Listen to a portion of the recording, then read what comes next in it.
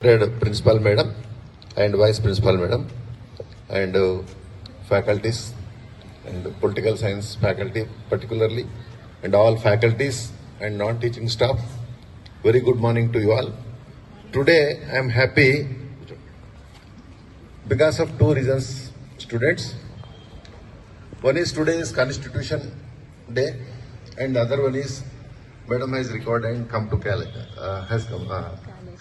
college. So please welcome Madam with flower claps. Nice, excellent. So today we are celebrating or observing the Constitution Day. So about the Constitution Day, now some students, I appreciate the students, Pujita, Girishma and Sana and Afsa.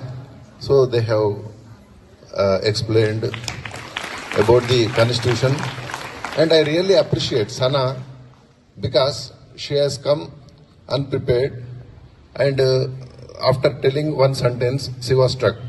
But she did not leave. Though we were telling, okay, we were appreciating and we were asking to quit, but she did not quit. She continued to recollect what she wanted to say, and she said. So give big claps to her. Dear students, మన భారత రాజ్యాంగం అనేది నిన్న కూడా నేను CEC class వల్ల చెప్పాను. ప్రపంచంలోనే ఒక గొప్ప రాజ్యాంగము, లిఖిత రాజ్యాంగము.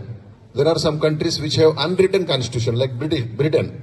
యాక్చువల్గా మనకు చాలా మనకు ప్రెసిడెన్షియల్ మన గవర్నమెంట్ సిస్టమ్ అంతా కూడా కాన్స్టిట్యూషన్ లో చాలా వరకు మనము బ్రిటన్ నుంచి తీసుకున్నాం. కానీ బ్రిటన్ అనేది రిటన్ కాన్స్టిట్యూషన్ కాదు, it is unwritten constitution. So it runs by conventions. ఇంకొకటి ఏంటంటే మన కాన్స్టిట్యూషన్ రాకముందు మనకు రాజ్యాంగం లాంటి చట్టం అనేది ఉండేది ఒకటి, గవర్నమెంట్ ఆఫ్ ఇండియా యాక్ట్ అంటారు దాన్ని. 1935 బ్రిటిషర్స్ పరిపాలించినప్పుడు వాళ్ళు మనను గవర్నమెంట్ ఆఫ్ ఇండియా యాక్ట్ 1935 ప్రకారంగా పరిపాలించేవారు. మనకు స్వాతంత్రం వచ్చిన తర్వాత మనకు రాజ్యాంగం ఉండాలని 1946లోనే ఈ యొక్క రాజ్యాంగ కమిటీని అసెంబ్లీని ఏర్పాటు చేసి 399 మెంబర్స్ ఉండే ముందు, తర్వాత అందులోకి వెళ్ళి కొంతమంది వెళ్ళిపోయారు. సో ఫైనల్ గా మేడం 319 అన్న 379 ఒరిజినల్లీ 389 కదా. సో ఒరిజినల్లీ 389 ఉండే. సో పాకిస్తాన్ ఇప్పుడు విడిపోయింది కదా, వాళ్ళకి సంబంధించిన వాళ్ళు దీన్ని బాయ్కట్ చేశారు.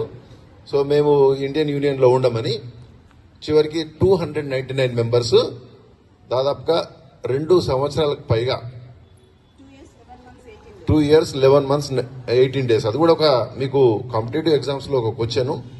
సో అన్ని రోజులు కష్టపడి ఈ యొక్క 299 మంది అప్పుడున్న మేధావులు అన్నమాట, వాళ్ళు intelligentsia at that time in the country, చాలా సుదీర్ఘమైన డిబేట్స్ డిస్కషన్స్ చేసి మనకు అద్భుతమైన రాజ్యాంగాన్ని ఇచ్చారు. అందులో ప్రముఖ పాత్ర పోషించింది ఎవరంటే డాక్టర్ భీమ్రావ్ రామ్జీ అంబేద్కర్ గారు. సో ముసాయిదా కమిటీ, డ్రాఫ్టింగ్ కమిటీ చైర్మన్ గా వారు ప్రిడామినెంట్ రోల్ ప్లే చేశారు to influence his idea of India. So what is his idea of India? His idea of India is unity in diversity. His idea of India is equality. His idea of India is social justice. His idea of India is liberty. And his idea of India is justice to all.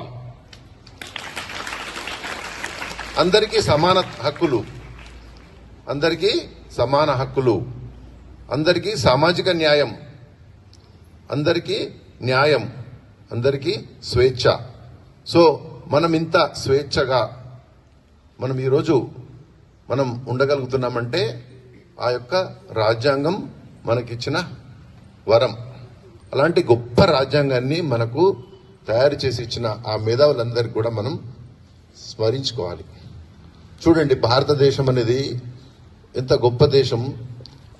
మన తెలంగాణ రాష్ట్రంలోనే చూసుకుందాం, అనేక రకాల ప్రజలు ఉంటారు కదా, అనేక జాతులు, అనేక తెగలు, అనేక భాషలు, అనేక మతాలు, అనేక విశ్వాసాలు, అనేక సాంప్రదాయాలు, అనేక ఆచారాలు, అనేక కట్టుబాట్లు, విభిన్న సంస్కృతులకు నిలయం మన భారతదేశం.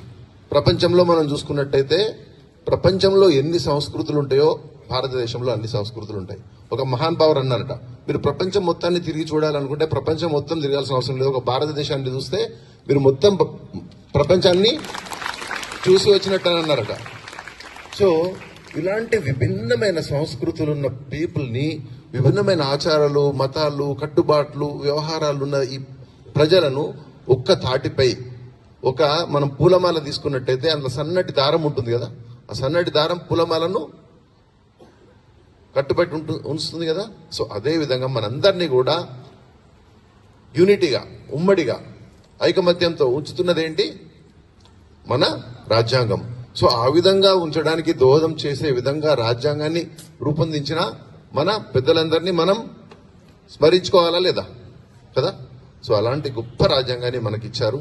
సో రాజ్యాంగం గురించి నేను మేడం గారిని ప్లస్ పొలిటికల్ సైన్స్ ఫ్యాకల్టీ గారి వాళ్ళని కోరేది ఏంటంటే, మీరు ఈ యొక్క రాజ్యాంగంలోని ముఖ్యంగా మేడం చెప్పారు కదా, ఫండమెంటల్ డ్యూటీస్ మీద, directive principles of state policy, ఆదేశ సూత్రాలు, ఈ రెండింటి మీద debates, essay writings, quiz competitions ఈ యొక్క వారం రోజులు నిర్వహించి ప్రజల లోపల, మన విద్యార్థుల లోపల మంచి అవగాహన తీసుకురావాలని మీరందరూ కూడా నిన్న కూడా చెప్పాను.